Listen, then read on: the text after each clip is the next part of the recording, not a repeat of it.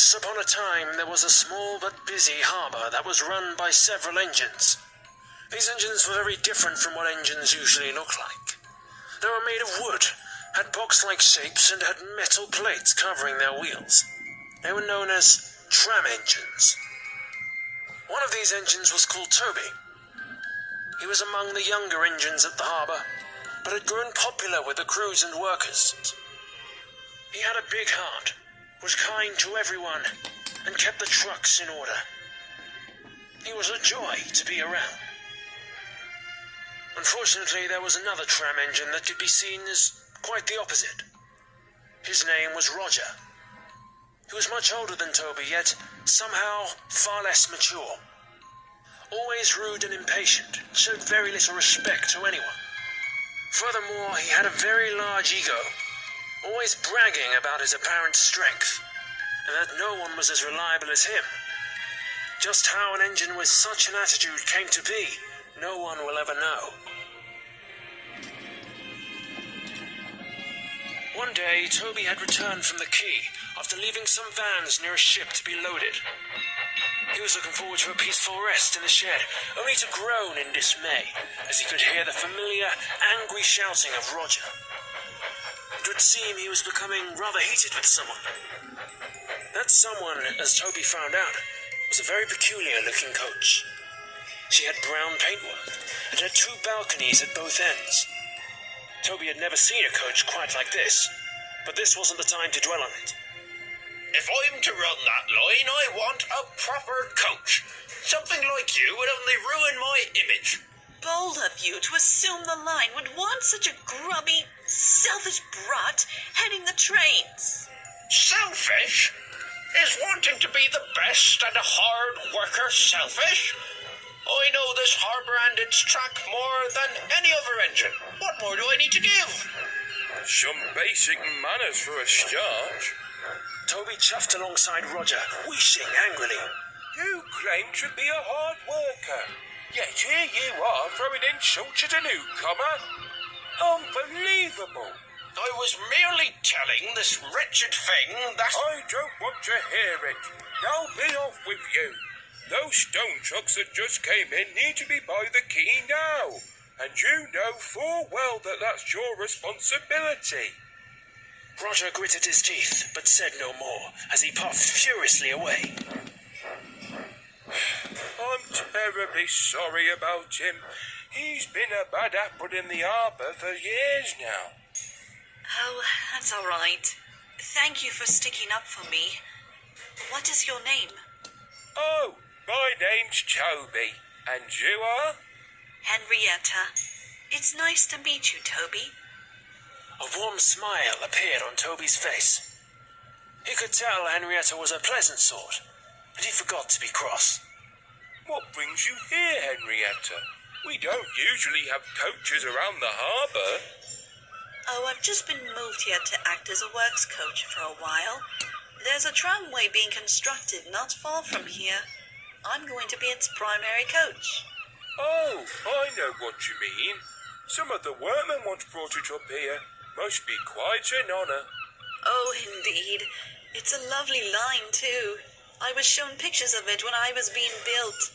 Cozy little villages, lots of farms. Oh, I can't wait to go there. They say it will open in about a week, I think, so not long now. The only thing, though, is that it hasn't been decided who will run the line.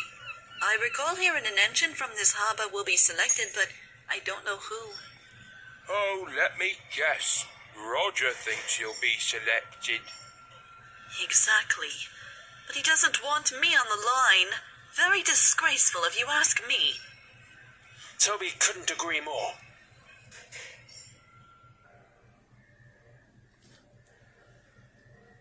The days went by and Rodger's behaviour got worse.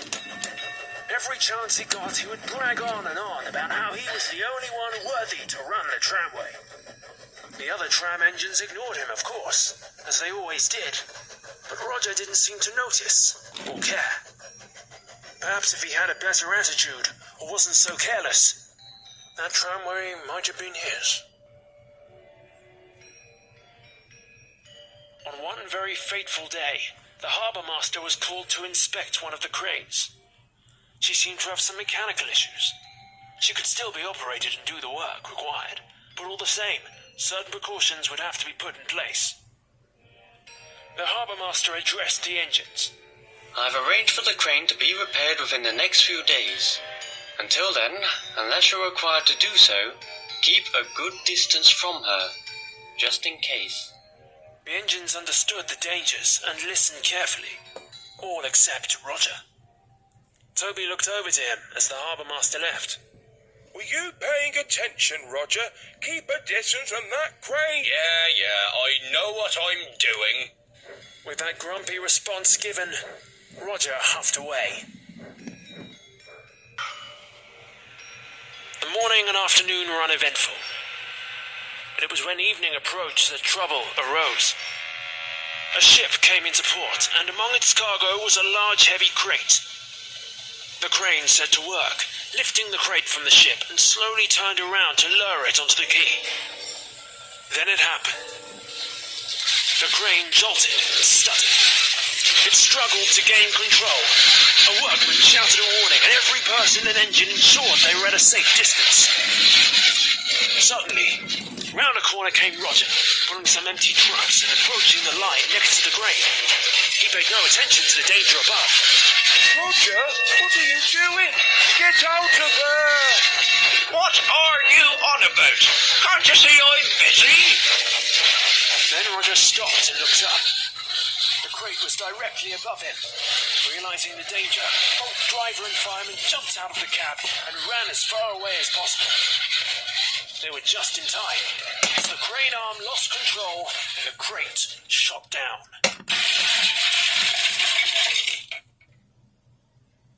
An awful sound echoed across the harbour, and once it faded, nothing but silence. All the engines and workmen stared in horror at the sight that was Rodger. The crate had fallen apart, and its contents were scattered everywhere.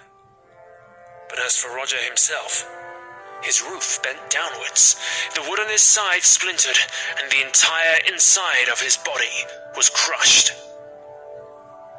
It took several hours to clear up the mess, and by night time, Rodger was pushed into the shed. The harbour master stared at the wrecked engine. Can he be repaired, sir? That, Toby, doesn't matter, because I have no intent on wasting my money on him. That was all he said, while giving Rodger a cold look. Rodger didn't respond. He couldn't respond in any way. With his boiler completely destroyed, there was very little life within him. A few more days passed. Rodger was left at the back of an old goods shed. No one came near him. But then, one day, Toby saw some workmen walk by him, carrying various equipment. Hammers, wires, and what looked like gas torches. Before he could dwell on it, the harbour master approached him. Toby, I have some splendid news for you. I'm sure you've heard of the tramway being built close by. Yes, sir. Well, the line will be completed tomorrow, and the manager is still looking for an engine. However, after a viewing of the work here, we both agree that you, Toby, are the perfect fit for the line. Toby's eyes widened. Sir, you mean... Indeed, Toby. Oh, thank you, sir. Thank you so much. Congratulations, Toby. I will be more than happy to work alongside you.